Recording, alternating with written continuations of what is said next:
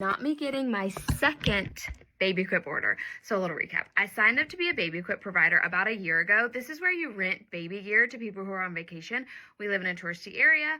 I love doing side hustles and earning extra money. I also have a lot of baby gear, so I thought it would be a good fit. So I ended up buying a collapsible crib because everyone told me that was the #1 rented item, which makes sense. I found a good deal on Facebook Marketplace, got it for an entire year.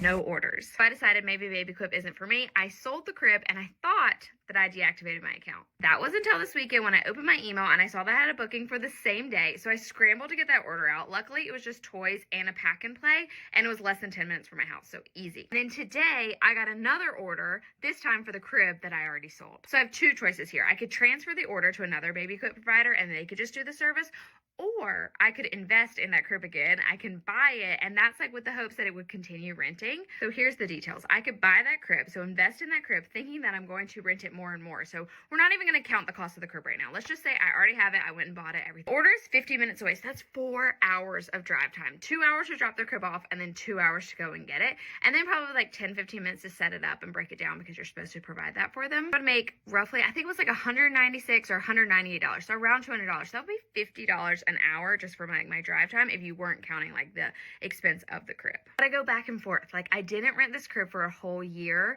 So like, do I make that investment to buy it? This is something that I've learned as a babyquip provider. A lot of people list things on their website that they don't actually have. And then if it books, they buy it because they'll make more money and then they'll have it in their like inventory. When I started babyquip, I was under the impression that like you just rent gear that you already have. But really, if you want to grow, if you want to be like a big provider, you have a big inventory. So I'm at a crossroads. Do I want to be a babyquip provider and like have these things in my inventory, or do I just pass the order to another provider? Let me know what you guys would do.